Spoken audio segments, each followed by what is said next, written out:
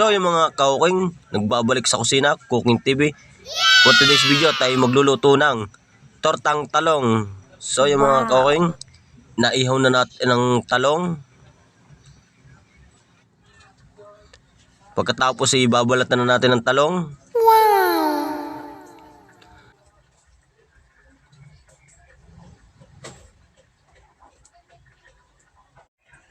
So mga kauking, nabalatan natin talong. Yun yung kinalabasan, napakagad ng kulay. Pulang-pula. At magbabati na tayo ng itlog. At maglalagay na tayo ng mantika sa nag-iinit na kawali. Wow! At pagkatapos maglalagay na tayo ng tortang talong. So yung mga kauking, hintayin natin maging brown. At babaltaran na natin. So yung kauking, ganan ang tortang talong. Nandito na lang ang video. Salamat.